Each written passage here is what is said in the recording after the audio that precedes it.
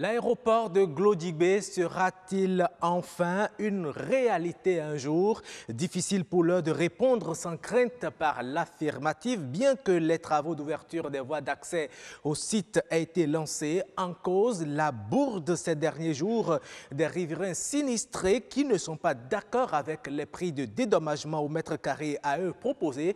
Que réclament-ils et que devrait-on faire? Vous suivrez dans cette émission les avis d'un juriste. À cet effet, ce sera un dossier de la semaine. Mais avant, nous aurions décrypté l'actualité relative à la peste porcine. Là encore, un montant de 110 millions de francs CFA du gouvernement pour le dédommagement de l'abattage des bêtes crée la division entre éleveurs de porcs. Quelles sont les conséquences économiques de cette épidémie virale sur cette filière porc au Bénin? Nous en débattrons, mesdames et messieurs. Bienvenue à Wikeko que nous démarrons par le mini-journal présenté par Estelle L'Espérance Ropazou.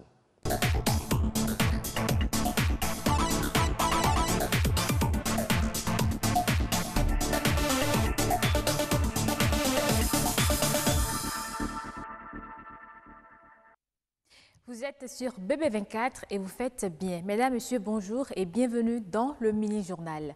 Démarrage de l'année académique au Centre de formation professionnelle de l'ORTB. Plus de 30 apprenants sont inscrits pour bénéficier des rudiments nécessaires en technique audiovisuelle. Le lancement officiel s'est déroulé dans l'enceinte du dit centre. Ramatou Lawani, Jennifer Sativi pour le compte-rendu. Ce jour, 15 janvier 2018, marque le début d'une nouvelle aventure dans la vie de notre centre de formation. Le lancement de la rentrée académique 2017-2018. Une quarantaine d'étudiants face à des formateurs et au corps administratif de l'Office de radiodiffusion et télévision du Bénin ORTB.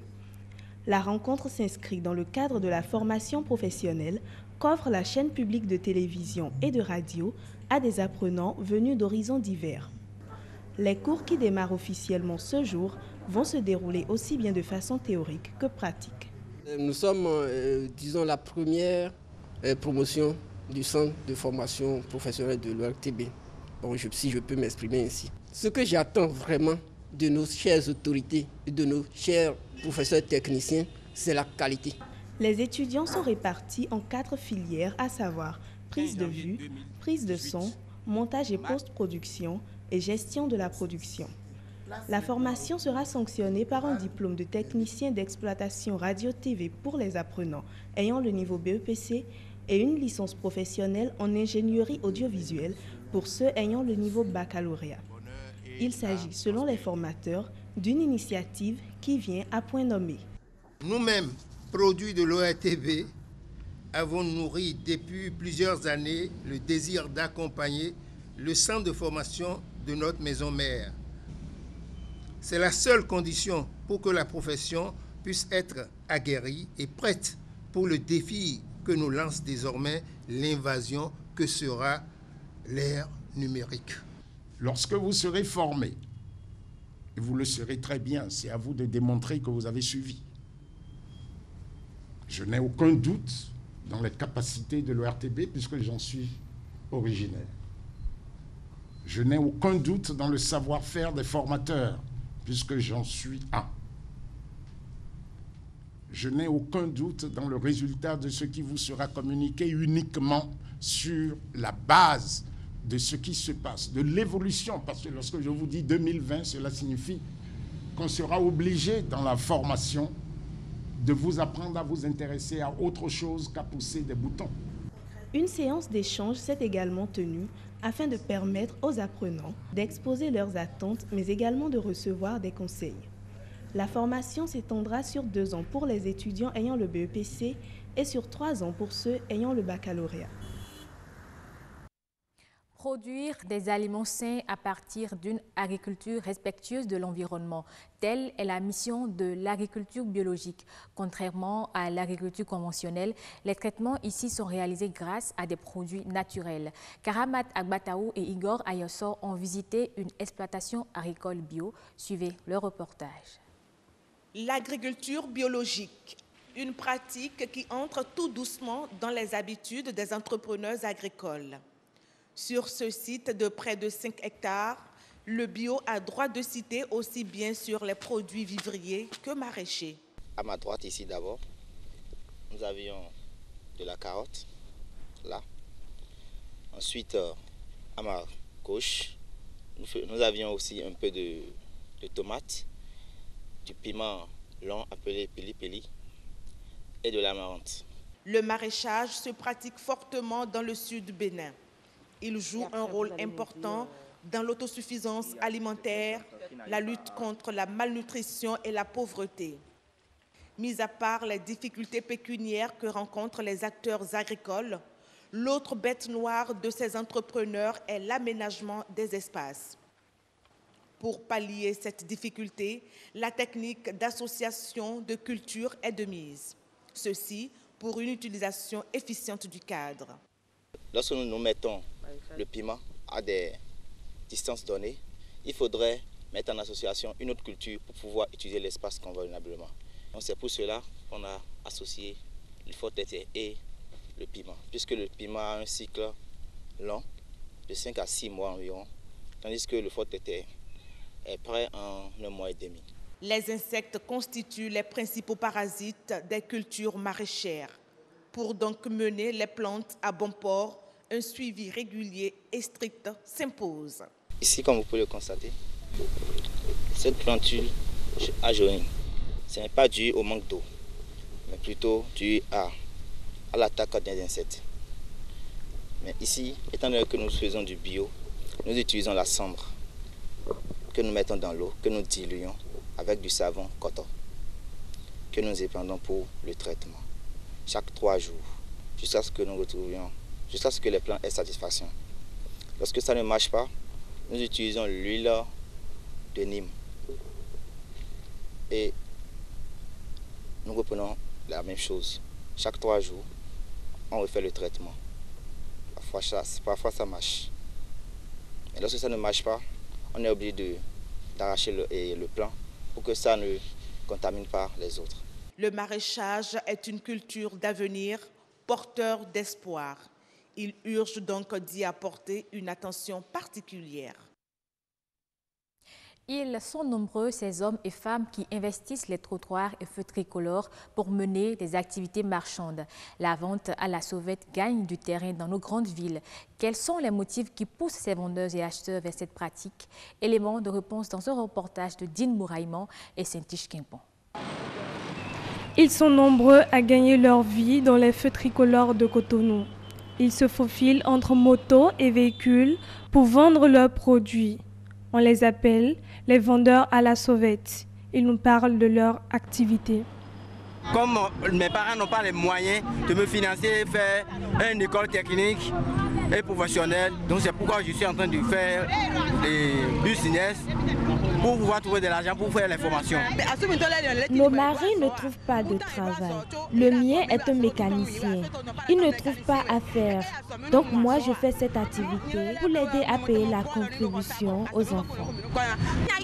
À Tokpa, il n'y a pas de place. C'est pourquoi nous, on préfère vendre au bord des voies. Ils sont conscients des risques liés à cette forme de vente. Oui, il y a des risques. Comme on n'a pas le choix, beaucoup parmi nous sont des orphelins, ils n'ont pas de soutien. Quoi faire? Il n'y a rien dans le pays et puis on est obligé de faire ça, on n'a pas le choix. Lorsque le feu vert allume là, on n'est pas obligé de rester devant un véhicule. Devant une voiture, tu ne peux même pas t'arrêter. On est obligé de céder la voie et que les véhicules passent. Ceux qui en ont besoin de payer quelque chose, ils peuvent s'arrêter. On n'a pas le choix. C'est pour trouver à manger, pour payer le loyer là. C'est pourquoi nous sommes là. Il y a trop de difficultés dans la vente. La police nous dérange beaucoup. Quand on les voit, on court même jusqu'à se cogner aux voitures et on se blesse. Certains usagers sont habitués à acheter dans les feux. Ce client donne ses raisons. J'aime acheter dans les feux parce que c'est moins cher, c'est rapide. Non seulement les marchés sont distants de nos services et trouver un temps mort pour aller faire les emplettes, c'est difficile. Donc dans les feux, c'est rapide.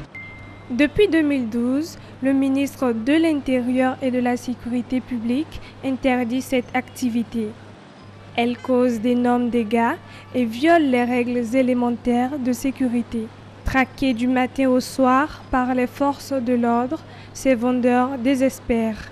On entend, les policiers viennent là, on fuit. Alors qu'on risque d'être renversé par les voitures, mais pas la moto. Là, on ne sait même pas comment on va faire. Ils jettent nos marchandises dans les caniveaux et font ce qu'ils veulent. Ils n'ont qu'à nous trouver un endroit s'ils ne veulent pas nous voir dans les feux tricolores. Ils n'ont qu'à construire un marché pour nous et on fera ce qu'ils veulent et quitter les feux. Mais au cas contraire, c'est une peine perdue. Quand ils partent immédiatement, on revient dans les feux. Ils espèrent trouver une solution et continuer en toute liberté leur activité pour ne pas finir chômeurs, désœuvrés et mourir de faim. Dernier reportage de ce journal, les marmites en aluminium plaisent pour leur fabrication artisanale. Cependant, le marché Made in Benin de ces marmites peine à décoller face à la concurrence des pays ouest-africains. Reportage d'Ine Bouraïman, Mathieu Sokenou, Gloria Oni. Introduit au Sénégal vers 1942, la fonte de l'aluminium de deuxième fusion s'est répandue dans toute l'Afrique. Au Bénin, la fabrication des marmites suite à la dissolution de l'aluminium n'est toujours pas industrielle. Elle est toujours artisanale.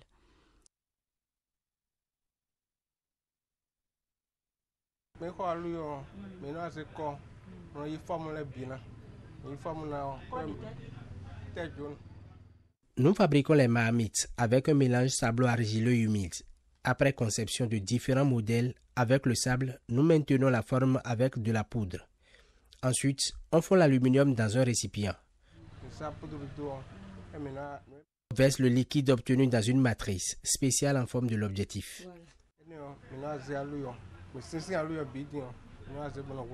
Pour que l'aluminium ruisselle, on le porte à 880 degrés Celsius dans un petit tonneau jusqu'à effervescence. Nous agissons sur cette jante et cela aiguise le feu à vite dissoudre l'allure. Voilà comment nous arrivons à avoir le liquide.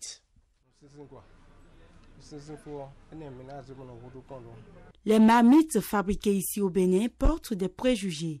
Pour certaines femmes, les marmites fabriquées ailleurs sont plus solides et durent plus dans le temps. Pour Bénin, là, c'est les gens qui fabriquent. Les gens sont ici là pour fabriquer. Mais pour Bénin, ça gâte vite plus que pour Ghana. Et c'est ça. Les fondeurs béninois en font davantage pour le perfectionnement de l'œuvre. La différence entre les marmites d'ici et d'ailleurs est que les marmites d'ailleurs sont plus lisses que celles d'ici. Mais nous avons découvert l'aluminium qui rend les marmites lisses et nous en utilisons. Les prix des marmites varient selon leur volume. 1000 kilos, 1500 millions, ça est le et demi, 1 kilo, et 1800 millions, ça est le. Eh, millions, ça est le. Quoi ton temps, 1800, je comprends. Et le dion, et 1 kilo et demi, et le 2500.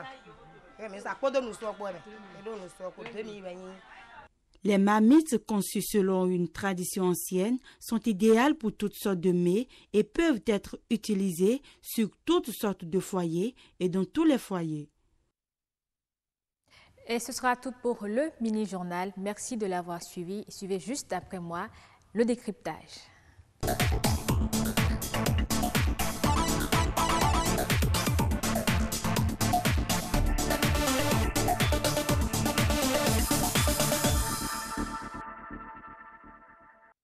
Merci à vous Estelle. Juste après vous, ce n'est pas le décryptage. Je sais que nous allons parler d'un sujet qui vous intéresse particulièrement. Prenez votre mal en patience. Juste après vous, c'est d'abord la revue de presse économique de la semaine que nous présente Ulvaeus Balogun.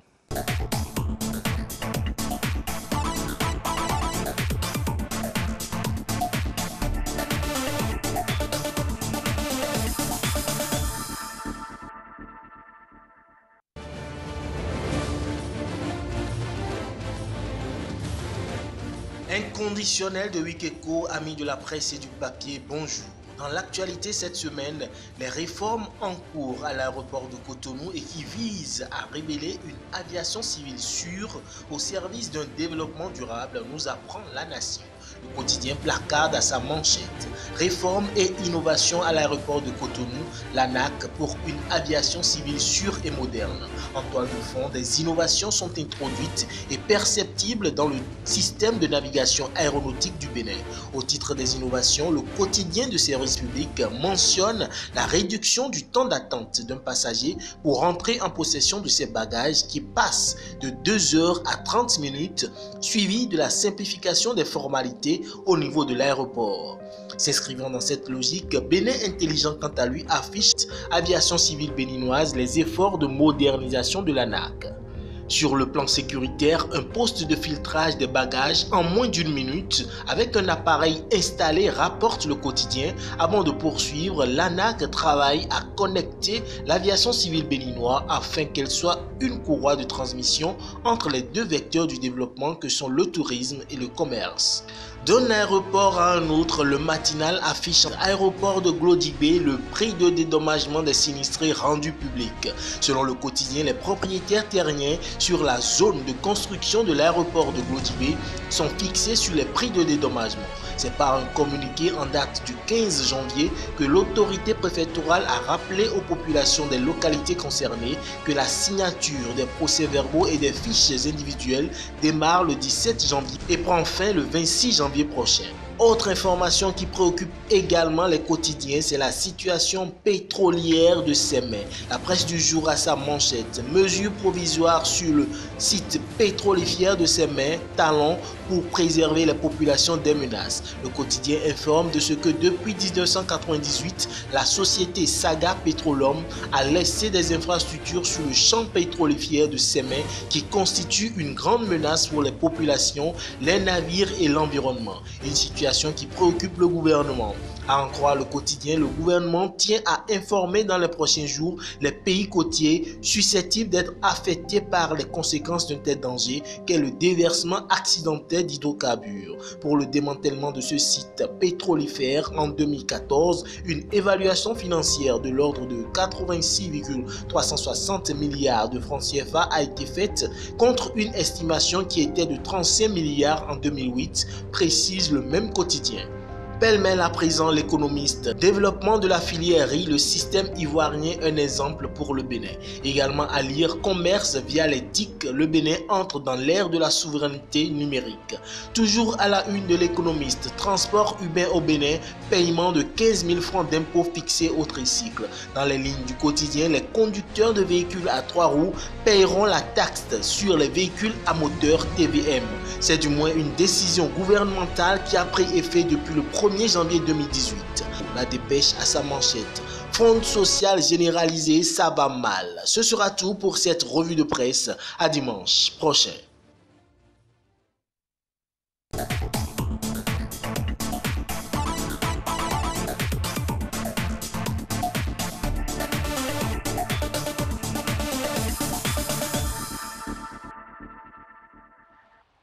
Merci à vous, Ulvaeus, que nous retrouvons dans un instant. Il sera sur le plateau de décryptage et nous parlerons, bien sûr, nous débattrons de la peste porcine et de ses impacts sur l'activité. C'est juste après cette virgule.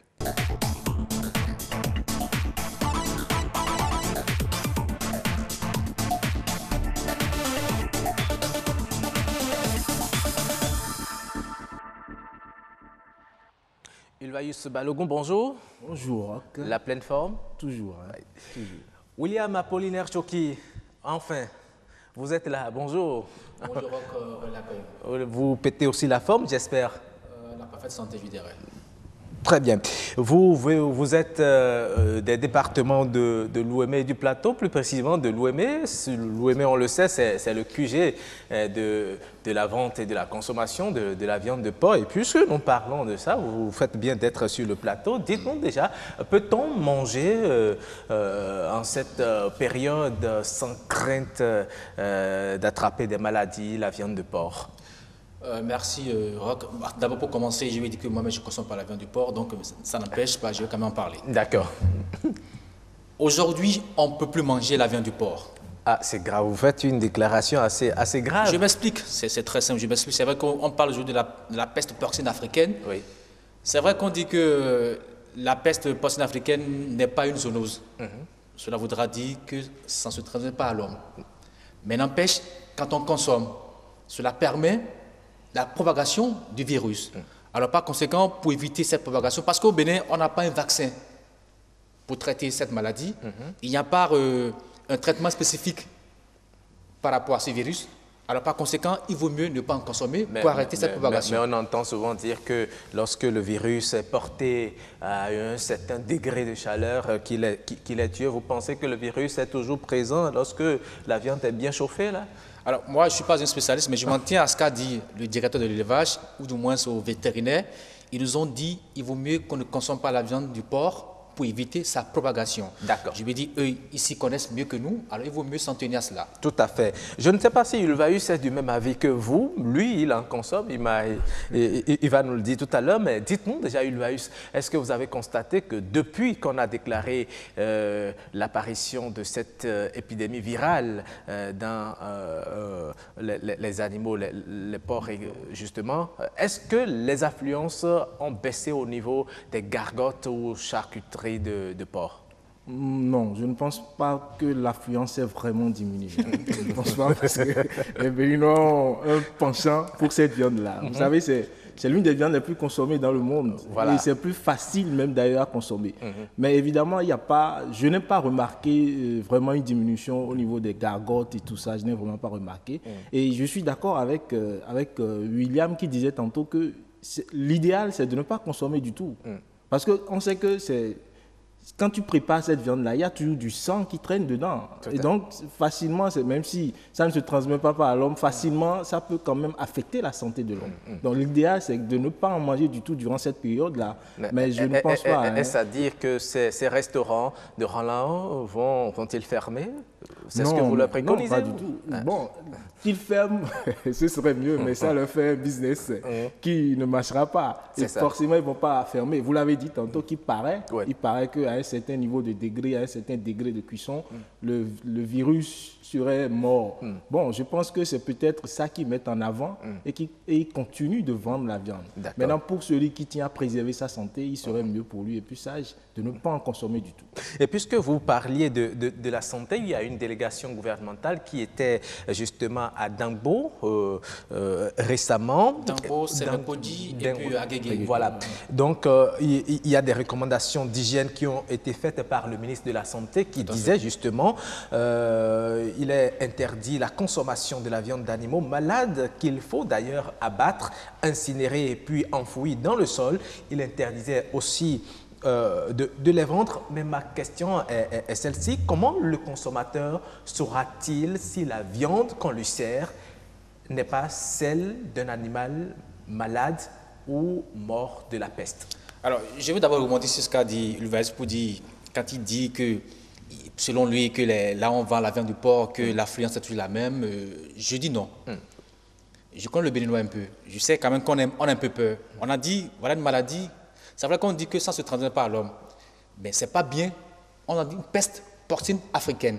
On a vécu la situation dans les années 89.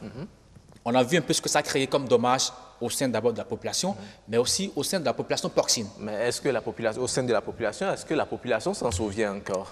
Certainement, les gens sont encore là. 89 à ce jour, enfin, c'est vrai, ça déjà plus de 20 ans, mais n'empêche. Mais je n'ai pas vraiment remarqué une diminution. Voilà, donc c'est un constat qu'il a fait. Là, j'ai constaté quand même que, franchement, ça n'a pas diminué. Vous avez parcouru combien de carotteries pour constater? Deux seulement. J'ai constaté. Je sais quand même qu'à Papa, il y en a plusieurs. Mais je suis sûr quand même que c'est sûr qu'après cette maladie, après cette déclaration, beaucoup de gens n'iront plus acheter cette viande. Donc, vous peur d'être malade.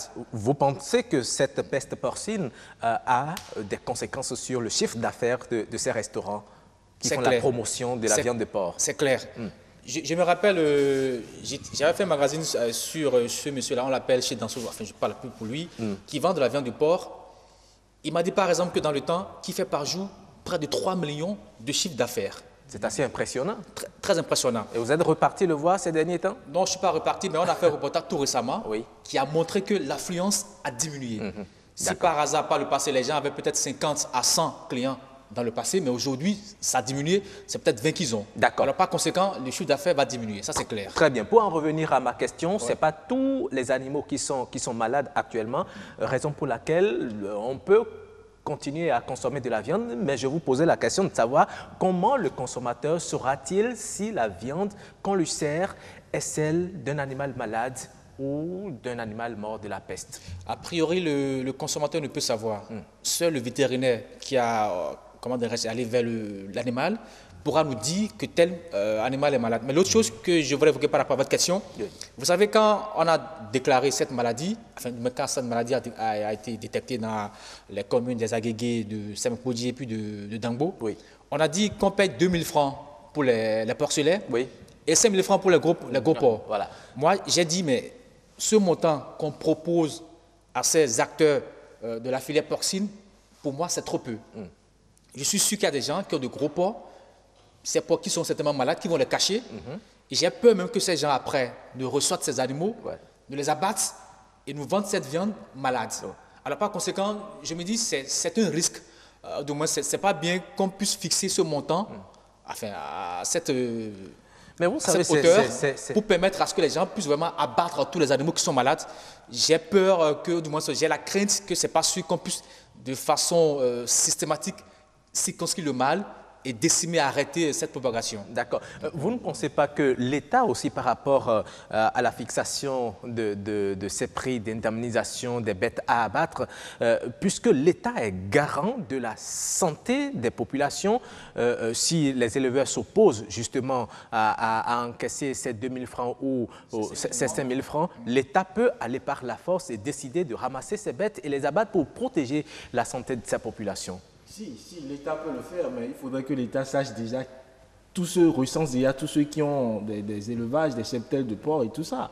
Et ce n'est pas évident, dans toute cette zone-là, à Guégué, Dangbo, ce sont des zones, carrément des viviers où on élève. Justement, et on a même annoncé que près de 250 000 têtes sont déjà parties. Sont déjà parties. Alors, face à tout ce lot de têtes qui sont déjà parties, on ne peut pas, l'État à ce moment-là, en ce moment précis, ne peut pas véritablement circonscrire tous ceux qui possèdent des porcs et qui élèvent des porcs dans cette zone-là. L'idéal, c'est vrai, William l'a dit, le prix proposé à ces éleveurs-là est trop bas. Quand on sait que quand le gars élève son porc et qu'il le revend sur le marché, il peut le revendre jusqu'à 100 000 francs. Bien sûr. Son porc. Même 200 000 francs, pourquoi pas même. Ouais. Donc, proposer ce prix-là, c'est carrément réduire tout l'effort que l'éleveur a fait pour élever son porc jusqu'à un certain niveau. Mais bon, vu que c'est la santé également qui est en jeu, il faut comprendre que parfois il y a des concessions qu'il faut faire pour que chaque partie, aussi bien les éleveurs qu'aussi bien la santé, puisque après tout, c'est nous qui consommons ce porc-là, que nous soyons également préservés à travers notre santé. Oui, c'est vrai qu'il faut préserver sa santé. Aujourd'hui, vous pensez, puisque vous dénonciez ce montant, c'est vrai qu'il paraît que le tout... Je dis que c'est faible, je ne dénonce pas. C'est déjà un effort que l'État a fourni, mais j'aurais souhaité qu'on augmente bien sûr peut-être le taux, pourquoi pas amener par rapport au grand port à 50 000.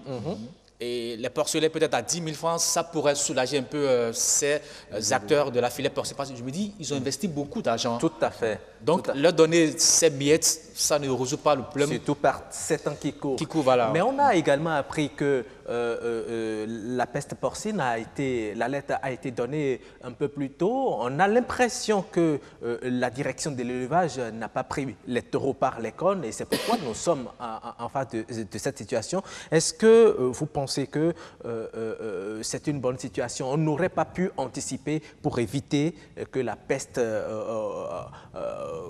s'étende sur autant de foyers? Tout à l'heure, je disais quand même que la situation, on l'a déjà vécue une fois déjà en 89. Je me dis, on devait déjà prendre leçon de cette situation passée, savoir comment s'y prendre pour circonscrire le mal. Est-ce qu'on a pu garder connaissance ou du moins tirer leçon de cette situation passée? C'est une grosse interrogation. Aujourd'hui, on a pu déclarer la chose dans les 7 départements. Est-ce qu'on a pu vraiment circonscrire toutes les zones où on saurait le dire. On saurait le dire. Donc, je me dis que quelque part, c'est à nous, aux dirigeants, d'anticiper par rapport à toutes ces maladies qui, à un moment donné, arrivent et que parfois on est surpris par, comment dirais-je, la vague de tueries qu'on constate, les décideurs quand même doivent savoir qu'il faut anticiper par rapport à tout. Par rapport à la direction de l'élevage, je ne sais pas s'ils ont pu quand même séquencer le mal, mais je doute fort qu'on puisse le faire quand on connaît un peu l'affluence, ou du moins le nombre d'éleveurs qu'on a dans ces zones. La commune de Semekoudi, surtout les Agégués, c'est une zone où presque dans chaque ménage, les gens élèvent des porcs. Pareil pour la commune de Dangbo, donc c'est pas sûr qu'on puisse maîtriser le mal, c'est pas sûr. Et ce qui est même, on va dire, frappant, c'est que le mal...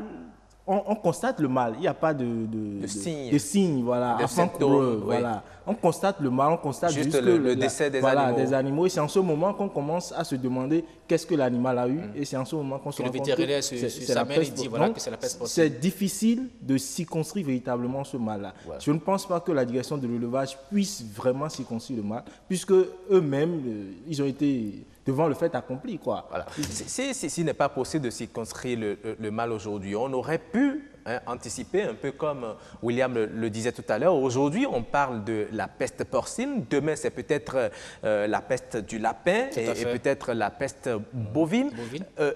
Qu'est-ce qu'on fait concrètement, ou bien qu'est-ce qu'on doit faire pour également prévenir ces éventuelles pestes qui pourraient survenir les jours à venir? Ce serait assez difficile. Je crois que ça doit partir déjà d'une politique, même au niveau du ministère de l'Agriculture, qui doit à son niveau déjà savoir qui sont ceux qui élèvent les porcs au Bénin. Et bon, de façon générale, les animaux, les porcs, les bœufs, ainsi de suite, recenser tout ce beau monde-là et mettre un suivi, ou tout au moins déléguer des vétérinaires qui vont passer chez eux pour voir comment se portent les animaux.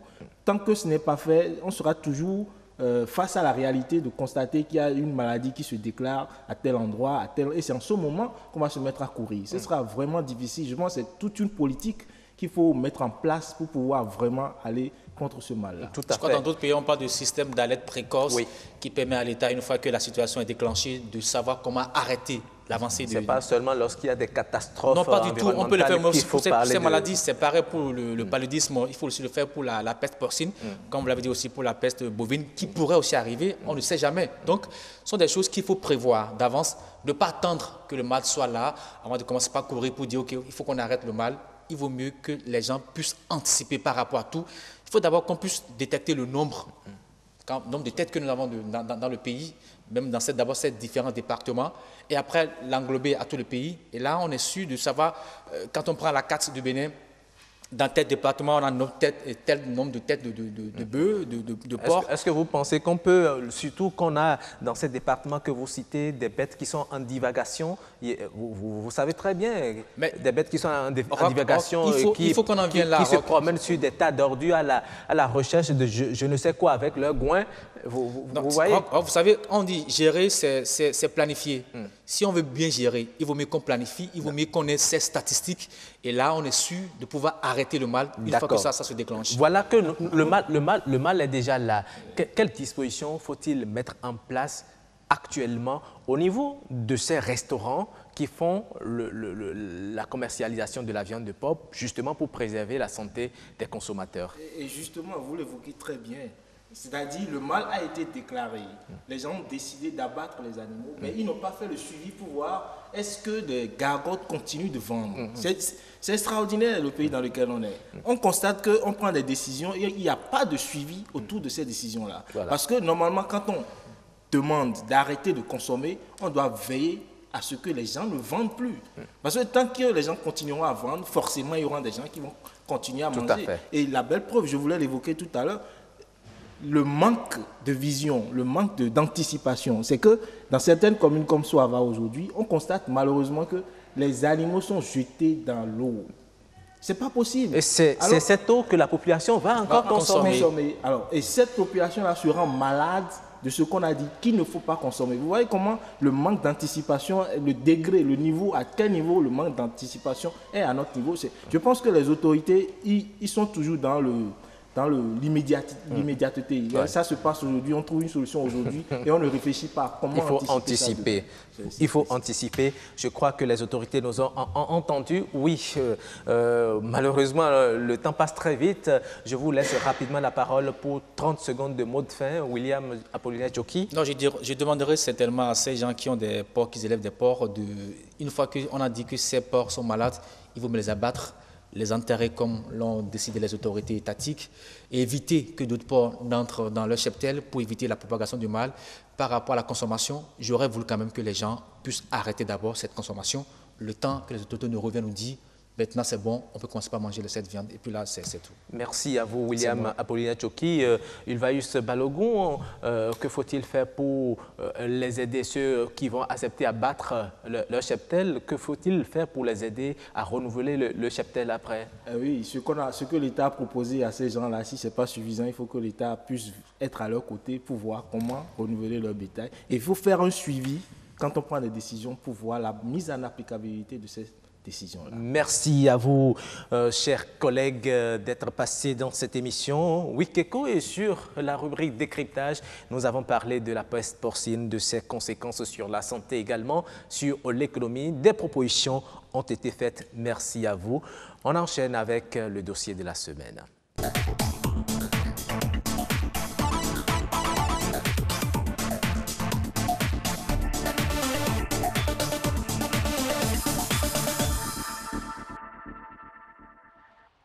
Les acquéreurs de parcelles se situant dans le périmètre du chantier de construction de l'aéroport de Glodjigbe sont mécontents. Ils l'ont fait savoir récemment à travers des mouvements d'humeur.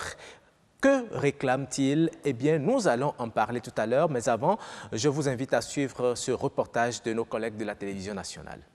Vieux de plusieurs décennies, le projet de construction de l'aéroport international de Glodjigbe entre bientôt dans sa phase opérationnelle. Une ambition nourrie par le chef de l'État dont la matérialisation nécessite de lourds sacrifices et l'implication de tous. Fort de cette réalité, l'État a pris des dispositions en vue du dédommagement des populations affectées par ce projet. C'est tout l'intérêt de cette rencontre. Elle s'inscrit dans une démarche d'information et de partage d'idées. Il s'agit de comprendre le bien fondé donc de ce projet qui procède de l'intérêt général, l'intérêt national. L'enjeu est national, ce n'est pas individuel. Non, ne voyons pas tout de suite ce que nous allons ressentir comme effet négatif de cette expropriation. C'est pour assurer désormais des changements nouveaux au niveau des communes, au niveau national. Ces échanges ont mobilisé des élus locaux, communaux et autorités préfectorales. J'invite toutes les populations concernées à un sacrifice complémentaire. L'État est prêt à jouer sa partition. Il nous revient maintenant à nous, citoyens, de l'accompagner, de faire jouer la solidarité nationale. Les communes d'Abomey-Calavi, Toribo-Sitozé et bien d'autres sont concernées par le dédommagement. Le montant est compris entre 75 francs CFA et 2500 francs CFA le mètre carré. Alors, ces montants concernent un domaine de 3028 hectares identifiés pour abriter ce projet de l'aéroport de Glodjigbe.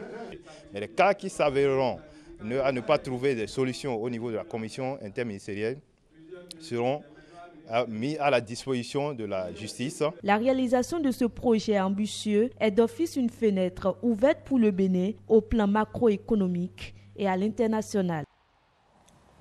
Voilà, merci. Donc, nous revenons sur ce plateau pour présenter notre invité. Il s'appelle Gauthier Adjaro.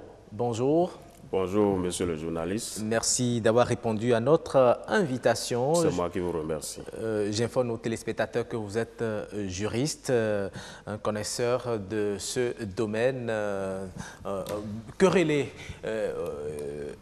Patrick Adjagodjou, voilà. Patrick Adjagodjou, bonjour. Bonjour, Roch. La pleine forme? Tout à fait. C'est vous qui m'accompagnez dans cet entretien avec monsieur Adjaro. Tout à fait. L'entretien qui nous réunit ce matin avec le juriste Gauthier Adiaro porte sur le sujet du communiqué rendu public par le gouvernement, le communiqué qui fixe désormais les modalités de dédommagement sur le domaine aéroportuaire de Glodjibé.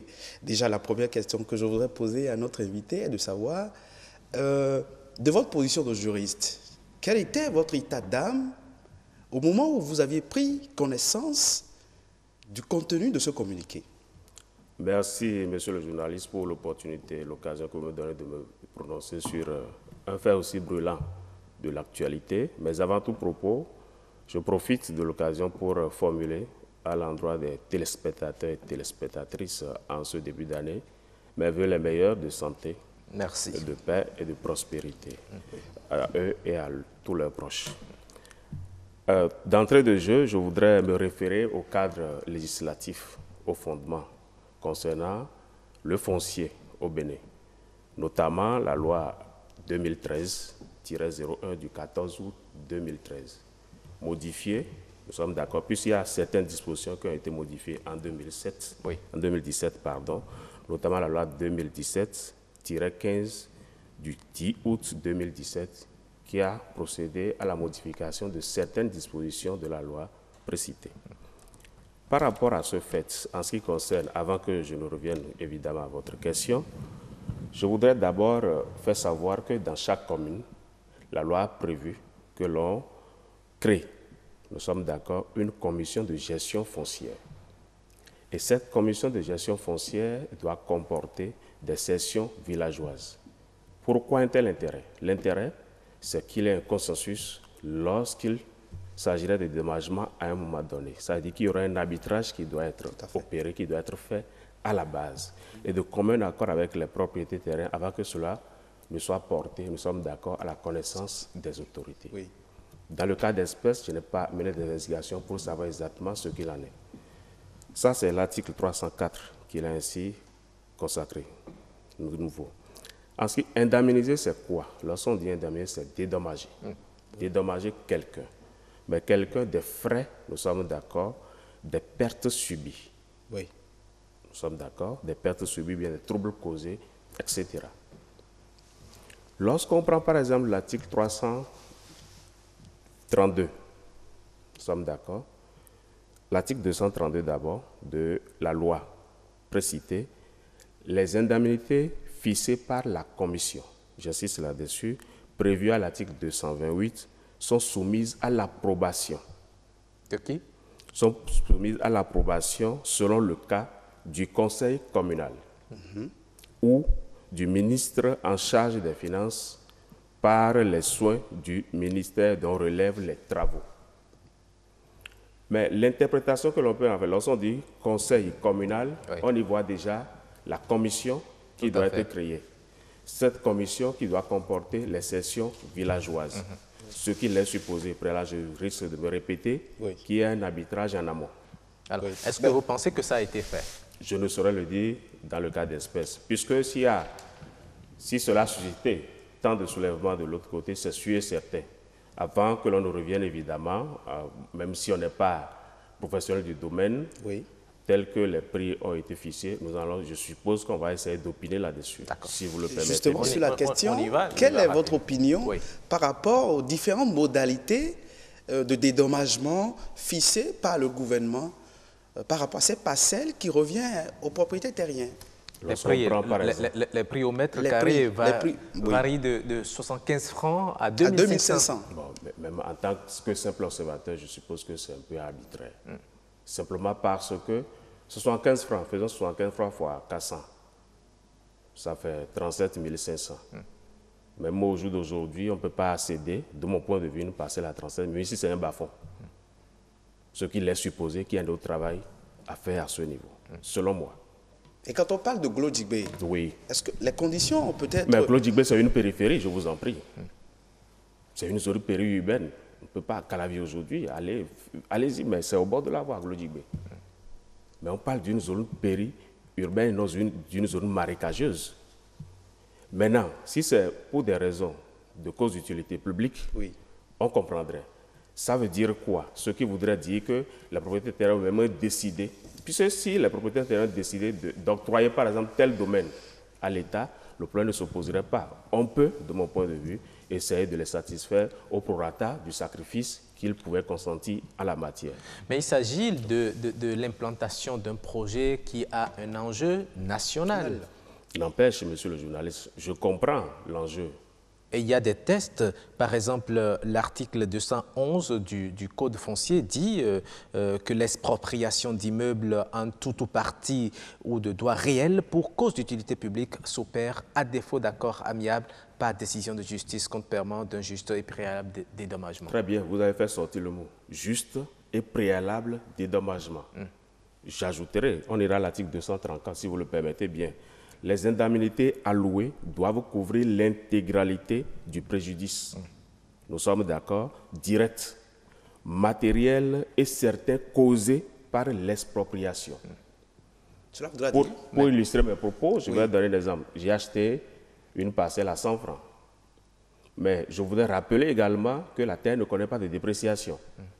Ce qui laisse supposer, au coût d'acquisition à 100 francs, ça peut augmenter d'année en année. De toutes les façons, ça augmente, qu'on le veuille ou non. Le juste, tel que vous l'avez si bien dit, mais si je l'ai quand même payé à 100 francs, que l'on me restitue au moins les 100 francs, tout d'abord. Mais l'expropriation doit se faire par rapport à la valeur vénale. Ça veut dire que la valeur actuelle de l'immeuble. Lorsqu'on parle de la terre, les gens pensent que c'est le bâtiment qu'on érige là-dessus, mais la terre elle-même constitue déjà un immeuble. Oui. Puis on ne peut pas la déplacer, justement. C'est fixé à perpétuelle demeure. On ne peut pas la déplacer. Ça veut dire quoi? Ça voudrait dire que lorsqu'on parle de juste, ça va pouvoir quand même couvrir les frais d'acquisition. Mais au même moment, si vous permettez, Patrick, on dit la terre appartient à l'État. Je suis d'accord, mais convenez avec moi, contrairement à Lomé, il n'y a pas cette politique au Bénin. Il n'y a pas cette politique au Bénin. La terre appartient à l'État. On sait pourquoi on l'a dit. Mais si la terre appartient à l'État, ça veut dire que dans un premier temps, on doit avoir un cadrage national. Et préalablement, l'État devait déjà lotir ou bien essayer, de mon point de vue, et c'est à la suite de toutes ces opérations que l'État va essayer de distribuer ou bien de faire choses là. Si on en est arrivé à un communiqué aujourd'hui, cela voudra dire qu'au préalable, en amont, qu'il y a eu un cabinet. Il y a eu des descentes sur le site de construction de l'aéroport de Glozigbe. Il y a eu un consensus. Il y a eu certainement des rencontres avec les propriétaires terriens et le comité de supervision. Et pourquoi aujourd'hui ça gronde au sein de ces sinistrés? Oui, il y a un mal-être dans notre République, dans notre pays, à savoir que les dispositions législatives existent. Mais sur le terrain, on range la loi de côté. Par quelle alchimie, vous voulez dire que l'État a rangé la loi? Je n'ai jamais dit ça. Je ne dis pas que les autorités ignorent. Nous sommes d'accord parce que lorsqu'on vote une loi, il y a un processus. Il y a le contrôle de constitutionnalité, la promulgation, cela est publié au journal officiel. Ça, c'est l'État. Mais à l'épreuve des faits, il y a un triste constat sur le terrain.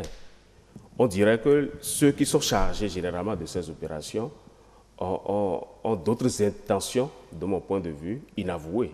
Et c'est sur le terrain qu'on constate cela. Parce que, par exemple, lorsqu'on procède à un lotissement quelque part, où il faut prévoir les servitudes et autres, peut-être... et même les réserves administratives. Les réserves administratives et autres. Mais allez faire le constat. Si c'est 10 mètres ou bien 15 mètres, à peine on trouve 3 mètres de couloir. Ça pose un problème. Ça veut dire que lorsque dans cette localité, on n'aura pas d'hôpitaux, on n'aura pas de terrain de jeu, on n'aura pas de centre de loisirs, on n'aura pas ci, on n'aura pas ça. Si je vous comprends bien, est-ce que le juriste que vous êtes, vous épousez les arguments évoqués par les propriétaires terriens en organisant un mouvement d'humeur il y a quelques jours? Peut-être que... Est-ce que vous pensez que c'est la meilleure manière? Je suis d'accord sur le principe, ce n'est pas la meilleure manière. Je suis d'accord sur le principe. Mais tel que le journal l'a si bien relevé, s'il y avait un juge dédommagement, je conçois mal qu'il puisse avoir, par exemple, ce mouvement d'humeur. Maintenant, ce à quoi je pouvais les exhorter, c'est de s'adresser aux juges compétents. Nous sommes d'accord, puisque la loi l'a prévu. En cas de désaccord, la loi l'a prévu en cas de désaccord, mais on s'adresse à la justice. C'est-à-dire qu'ils peuvent se constituer en association et rester en justice pour pouvoir obtenir gain de cause. ne serait-ce que pour avoir un juste et raisonnable dédommagement. Puis c'est de ça qu'il s'agit. Ce que j'ai déboursé de ma poche, il va falloir quand même que je puisse rentrer en possession de ce capital. Les intérêts, on peut procéder à l'arbitrage des intérêts. C'est de ça qu'il s'agit. Tout porterait à croire que nous ne sommes pas en 2018. Tout porterait à croire qu'on est encore en 1900 et quelques où on peut déjà acquérir des lopins de terre à coup de boissons, quelques colas, etc. Alors, il est question, vous savez, le projet en question, c'est un projet qui date depuis 1970. Oui. On n'a jamais pu le mettre en application. Aujourd'hui, qu'un gouvernement a eu l'initiative, la volonté manifeste même de démarrer les travaux. On a procédé récemment à l'ouverture des voies d'accès au site. Vous ne pensez pas que ce soulèvement des sinistrés va quelque peu freiner encore, ralentir les travaux pour que cela ne voit pas le jour? Démotiver le gouvernement. Vous allez m'excuser un peu, gouverner c'est prévoir. De mon point de vue, vous avez bien daté le projet. Cela ne date pas d'aujourd'hui, ce qui laisse supposer que le gouvernement a eu tout le temps qu'il faut pour préparer, réfléchir, mûrir son projet. C'est de ça qu'il s'agit. Je vais revenir sur un fait. Lorsque vous causez dommage à autrui, la loi vous oblige à le réparer. C'est si simple que ça. Ceux qui avaient acheté là avaient l'intention quand même d'exploiter ou bien de mettre en valeur leur terre. Oui. Au jour d'aujourd'hui, ce n'est plus possible. Maintenant, lorsque vous voulez les déloger, ayez au moins l'amabilité de leur payer quand même ce qui pourrait, de mon point de vue, ça veut dire que le sacrifice ne doit pas être à sens unique, ça doit être un sacrifice partagé. Tout à fait. Le gouvernement doit céder un peu. Est-ce que vous ne pensez pas que quand on veut payer le juste prix, on va certainement leur demander les conventions d'achat de leurs parcelles et on sait comment tout ça là peut s'organiser? Est-ce que vous ne pensez pas que les gens peuvent augmenter le montant? Mais lorsqu'on date par exemple une convention, on saura. Mais pour la convention, ça provient d'où? Toujours des autorités administratives. Oui. Ce qui laisse supposer que l'État est impliqué, de mon point de vue en ce qui me concerne, dans la signature de ces conventions. Mais s'il y a des signatures fatales ou bien des conventions arbitraires, on peut, au jour d'aujourd'hui, mais faites un tour dans la zone. Combien coûte telle parcelle? Vous-même, vous le savez si bien. Si. Je ne vous apprends rien. Donc, il y a un problème. Je voulais exhorter à justice le gouvernement à ne pas battre en brèche, par exemple, les dispositions législatives. Aller de nouveau à la table de négociation avec les propriétaires terrain. C'est un projet salvateur. Nous sommes tous d'accord là-dessus.